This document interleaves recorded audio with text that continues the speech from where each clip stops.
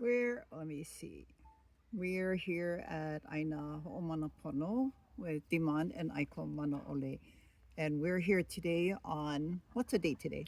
August 20th, 2026. And today is it's a interesting time to be talking about the issue we're going to talk about right Yes. now, right? But tell us why. What's going on today? Why is today special? Today is special for a couple of reasons. Number one, the main and primary reason is that the clerk of the United States Supreme Court accepted my petition, my Rule 11 petition, which allows the United States Supreme Court to review my lawsuit that I got against 8 defendants: OHA, DHL, the White Homes Commission, the State of Hawaii, DLNR, HCDA, and the Board of Water Supply, as well as the Navy, but the Navy's been dismissed already from the case. Dealing with a desalination plant in Kalaeloa. It was on appeal to the Ninth Circuit, but Rule 11 allows you to have the Supreme Court to take over review of the case if it's of a significant issue national wise. And so we believe that it was a significant issue because what we're saying is we're challenging the White Homes Commissions Act, the constitutionality of that act, and saying that it is constitutional and that the state of Hawaii has not fulfilled its fiduciary duties to Native Hawaiians pursuant to the Hawaiian Homes Commissions Act and the Admissions Act of 1959 that allowed Hawaii to become a state in the Union. Go back a little bit and tell us about what's up at Kalaeloa that would cause you to want to bring this issue up. Okay, so while I was we were selling food down there, I was noticing white trucks going down the road on a light street. And then one day I asked the guy, I said, "What you guys doing down there?" And this guy is from Arizona. They're a desalination company. And they said, "Oh, we're building a desalination plant." I said, "Oh, yeah?" I said, "How you guys got the land?" They said, "Oh, the Navy gave it to us. They gave it to BWS." And when he said that, I was thinking, I don't think this guy understands what he just said. The Navy just couldn't give land to BWS? Because in my mind, no can go all of that. The thing don't work like that, right? Why? Because all military lands, any land that is under the control of the military or the federal government, whenever they decide that they want to release some of the lands under what's called surplus lands, if you read the Admissions Act of 1959, there's a process to go through. And one of the processes is that DLNR gets involved, OHA gets involved, and DHL gets involved. But nowhere in that list is BWS involved. And upon further investigation, I found out that the Hawaii Community Development Authority acted as the pass-through state agency for that, and they don't have any authority to do anything like that. And so I knew that it was an actionable thing because why is that important to us? Is because for one, the 20 acres, if it's on ceded lands or surplus lands, that comes to Department of Homelands first. They get to take the land if they wanted to. If they don't want to, it goes into the public land trust with DLNR. The other thing is that any revenue that comes off of that land, we automatically get 20% for Native Hawaiians according to Section 5F of the Admissions Act. And who collects that is OHA. OHA is supposed to collect that money. Not only that, when you're talking about desalination and water, well, we also get access to 30% of all water licenses come to Native Hawaiians as well. We have access to that. So there's a lot missing on a table because we are nowhere to be found, nowhere to be seen, and nowhere to be heard. And when I first broached this issue to the department, they said, "Well, we're not interested in looking at that right now." What department? Department of Homelands. Okay. I talked to someone in administration. They said, "Well, we're busy right now with other stuff. We're not interested in that right now." Basically blew you off. They blew me off.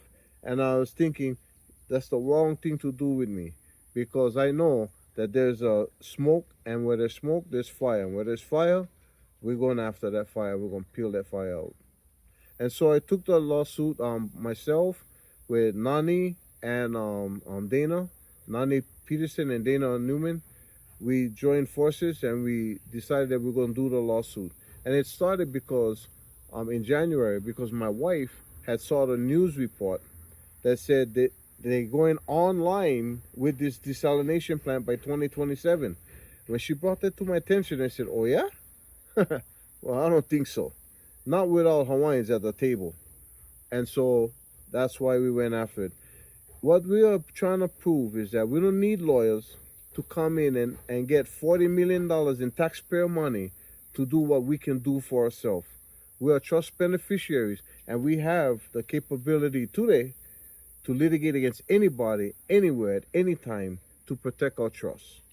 So tell me a little bit more about the protecting of the trust or not protecting the trust. Like, what is the role of DHHL and what should they be doing? And then a little bit more about like why, how is it that the land gets like passed around and nobody knows about it? Because DHHL has two functions: one, administer the act, and two, manage the lands. That's their job. Their job is not housing, their job is homesteading, but it's to administer the act according to the act and manage the lands. Well, DHHL plays too much fast and loose with the Hawaiian Homes Commissions Act because they are beholden to the governor of the state of Hawaii and whoever signs their paycheck. And because they like play nice with everybody on board, they tend to overlook a lot of issues. The biggest issue, one of the big issues that I have with DHHL is that they themselves classified 84,000 of acres of the 200,000 acres, 84,000 of which they classify as vacant and unmanaged lands. Unmanaged. If you're going to put a title of unmanaged lands, then you're already admitting that you're violating the trust because your job is to manage the lands. So for you to call it unmanaged lands, you're already in violation of the trust. And so this is the kind of dealing that we have to deal with Hawaiian Homelands, Department of Hawaiian Homelands. Another thing is the consistent violation of virtually all the sections in the Act. For example, Section 207, 207C1B. In Section 207C1B, they talk about industrial lands, right? Lands that's not going to be used for homesteading, agricultural, pastoral. On those lands, the Act permits all kinds of businesses, churches, gas stations, or mercantile of any sort, right? They allow that. But in the very end, the parentheses, it says, all of which shall be owned or operated by Native Hawaiian or Native Hawaiian organization. That's what the law says. Only Hawaiian control on industrial lands. So, explain to me Kamakanali'i. Kamakanali'i is not Hawaiian. It's the Bartolo Group, the guys who own the San Francisco 49ers. They're not Hawaiian. What about all the solar companies that's on industrial lands? They're not Hawaiian, right? And the desalination plant, they're definitely not Hawaiian. And that's why I take offense to that you would allow non-Hawaiians to get control of our lands and not say anything or pretend that you don't see what is in violation, clear violation of the Act. That's why we're here before the United States Supreme Court. We want the United States Supreme Court to do what the Hawaii Supreme Court has done at least 7 different occasions, from Ahuna versus Hawaiian Homes Commission all the way to Kanahele versus state. Over 6 decades, 7 major rulings from the Hawaii Supreme Court smacked the state of Hawaii down, Department of Hawaiian Homelands down, the Hawaiian Homes Commission down, even OHA got smacked down for violating the fiduciary duties of Hawaiian Homes Lands, as well as DLNR also has been a violator of that.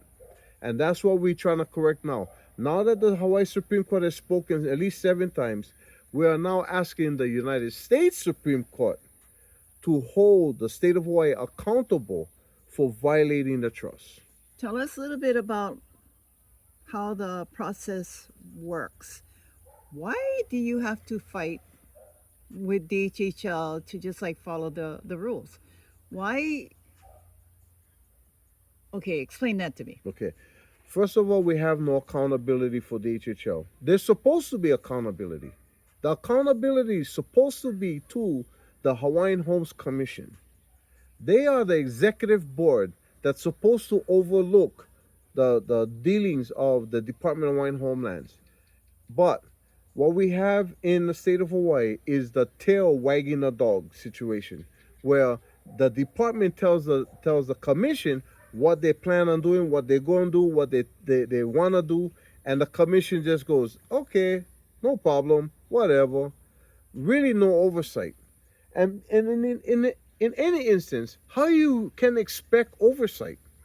How can we expect oversight when the governor of the state of Hawaii submits to the legislature the person he wants to head the Department of Hawaiian Homelands? The governor also selects every single commission member of the Hawaiian Homes Commission, and by rule, the department director also becomes by default the chair of the Hawaiian Homes Commission. So, if the commission wanted to investigate Carly Watson today, how are they going to do that? When it's Carly, who is the chair, says, I don't think it should be done. Right? And if they're all buddy and friends with each other, how are we going to be able to hold Carly or his administration? And I'm not picking on Carly. It's any director at any time against the commission. There is no accountability, and there has never been no accountability. You know how we know? Tell me the last time there's been an audit of the Department of Hawaiian Homelands and the Hawaiian Homes Commission. When was it? Well, I know OHA gets audited all the time. I've never read an audit of the Department of Hawaiian Homelands. And that is a problem. And even still to today, with the working group that's supposed to take note of all the public land trusts, because we're supposed to get revenue from the public land trust as well. Nobody knows where the public land trust is. That working group hasn't done its job. And so that's why we need the United States Supreme Court to finally take a microscope to the Hawaiian Homes Commissions Act and the Admissions Act of 1959 and review all the conduct that the Department of Hawaiian Homelands and the Commission has done, because the biggest culprit is the Commission. They've allowed the department to run roughshod over them, allowed the department to dictate policy and how they're going to run. In fact, there is no policy for the Commission. There's no policy that says how we, as trust beneficiaries, can force the Commission to oversee the department. They have no rules, no policies, no procedures.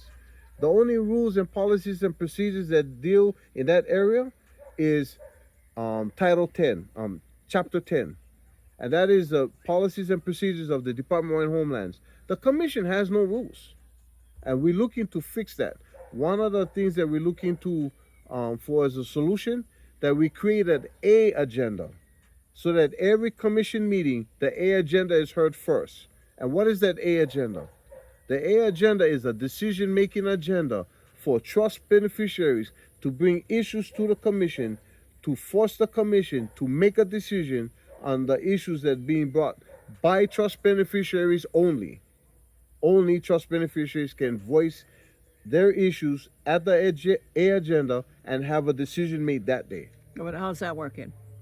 Well, nobody's talked about it, but that is one of the solutions I seek to do in this litigation. So in your workings with the state and DHHL, have you like appealed to the Attorney General for any kind of an opinion? Okay. First of all, I don't even acknowledge the Attorney General's office. I think it's immoral and it's a clear violation of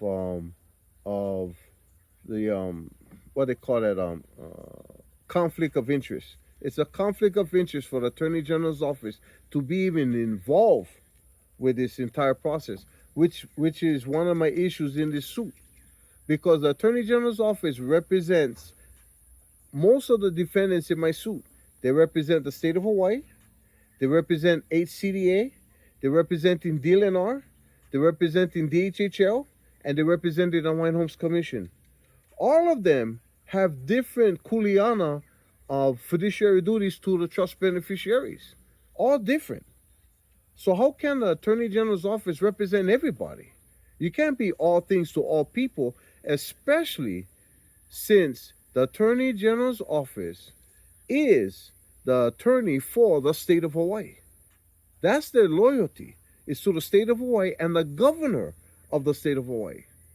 So how can we expect that the Attorney General's office is going to do right by trust beneficiaries when their loyalty is not to us? Their loyalty is to the governor and the state of Hawaii and the Constitution of the state of Hawaii, not us. So you were excited about something that happened today Yeah. because tell us that. So I got excited because finally, after 65 years, today is the last day of the 65th year. We are now entering a new era. The United States Supreme Court clerk has accepted my petition so that this issue will go before the United States Supreme Court in October, and as part of the October term. And we now have the hope that the highest court in this land will hold Hawaii accountable. The chickens have come home to roost. The time for the 65 years of deception by the Democratic Party in the state of Hawaii is over. The corruption in the state of Hawaii is rampant. We had a chief of police that went to prison. We had a top prosecutor went to prison. We have a lieutenant governor now under indictment. We have a lieutenant in the Maui police force under indictment. The corruption is rampant. And one of the biggest corruption is the corruption that occurs of the almost 30,000 waitlisters on the wait list. That is a crime and that is immoral. And that is our moral anchor right there. That is what we're fighting for. The 30,000 waitlisters who no can get nothing because we broke. Only those that can afford a mortgage can get homestead. Those of us that no can afford a mortgage, the closest that we can possibly get is only under this administration, under Collins administration. He's the first administration to do this, is to offer us rentals, to offer us a program. Maybe we can go to a homeless program. This is a homestead program. This is not a housing program. He's missing the entire mark. And while I support Collins' administration and I continue to stand by his administration for a lot of the moves that they have been doing, when it's wrong, it's wrong. And when it's right, it's right. And what is fair is fair. And this suit that we're talking about is wrong, and they're dead wrong. And this is why they're dead wrong. They're allowing the Attorney General's office to dictate the terms on which the suit is litigated. When I first broached this to the administration, they thought, oh, wow, look like we got to join you in this suit. But when it got through the Attorney General's hands, the Attorney General decided to fight me. You see, the Attorney General wasn't protecting the department. The Attorney General is protecting the state of Hawaii. And that's why we have a conflict of interest. Because the department couldn't, even if they wanted to, say we join with what Demont is doing, because he's trying to fight for water for the Kalaeloa properties that we have on DHHL lands in Kalaeloa from the Campbell Estate area into the Kalaeloa area. We're trying to get that water pumped over. And the Attorney General want to fight that? That's the problem. What do you think is likely, or what's the hope about what could happen in October? The hope that I have in October is that the United States Supreme Court justices, at least 4 of them, vote that they're going to put this on the calendar to be heard. In September, sometime between mid to late September, they're going to make a decision on whether or not they will accept this petition to be heard and to put on October calendar. And so the clerk gave the respondents, the defendants, um, until September 21st to make a to file their opposition to my petition, right? So right now we're waiting for that to happen. Technically, under the rules, I have to submit a settlement offer to the defendants, but that's just part of the process. But they've blown off my settlement proposal in the Ninth Circuit. They've blown off my settlement proposal in federal district court, and quite frankly, we don't even like settle with these guys. We want to hold the state wholly accountable for the atrocities that they've committed to trust beneficiaries for 65 years. We're now entering the 66th year of the creation of the so-called state of Hawaii. And we want to hold them wholly accountable for what they have done to us. My mother died on the wait list after 30 years. In 1995, she died. After 30 years on the wait list. I wasn't going to be the second generation to die on the wait list. That's why I took this land, right? They didn't just let me come here. I had to take it. And then I had to work with the department to even have a program here. And they want to retaliate, and I expect them to retaliate. Because the retaliation is going to be so sweet. Because I'm prepared to respond to that. And now that I'm before the United States Supreme Court, I now have the ear of the United States Supreme Court. Are you expecting anybody to reach out to you? I do not expect them to do that. And the reason why I don't expect them to do that, because they're being represented by the Attorney General's office. And the Attorney General's office is not going to negotiate with a pro se litigant on any issue. And that is the benefit. That was what I planned in my strategy from day one when I first decided to do this. I knew that by doing it pro se, they would never negotiate with me. And so far, they've proven me right. What's your hope? What do you think is going to happen? What would you like to see happen? I want the United States Supreme Court to render a decision that's more brutal than the last decision that the Hawaii Supreme Court has rendered in the Kanahele versus State issue. The Kanahele versus State issue was the Mauna Kea issue. And in that issue, you had the former director of Hawaiian Homelands, William Ayla, standing shoulder to shoulder with Governor Ige and Ed Sniffen from Department of Transportation on the Mauna, telling our people that that is not our road, that road belongs to DOT because they paved over our road. They lied to our people straight to their face on the Mauna, and our people got arrested. Our kupuna got arrested on the Mauna, and that has hurt me from that point to now. And our people had stood up and said, no, this is our land. Well, guess what? In May of 2024, the Hawaii Supreme Court emphatically agreed with us. And if you read the ruling, it was a brutal ruling. The state got smacked down, DOT got smacked down, but DHHL also was called to account for the abuse of that authority, and they was held accountable. What I'm looking for is for the United States Supreme Court to say to Hawaii, you have lost all trust as trust beneficiaries of the Hawaiian Homes Commissions Act, and we gonna tell you what you gonna do from now on. So starting 2026, October, going forward, we can look forward to a brand new day in Hawaii. Hawaii gonna finally be held accountable to the United States Supreme Court, and hopefully Congress will act. And I'm hoping that the Republicans take control of the Congress, because only then will they follow the lead of the United States Supreme Court. And hopefully Trump will also do that too. Now, a lot of people don't like Trump and a lot of people don't like Republicans. I'm not a Republican. I'm not a Trumper. But what I do know is that Democrats have been lying for 65 years. And this is the message I'm carrying to the United States Supreme Court, and I'm carrying it to Congress, and I'm carrying it to the media on a national scene, because let's be frank, Hawaii has state-controlled media that will not give a black eye to the state government. And thank you for sharing. We're done.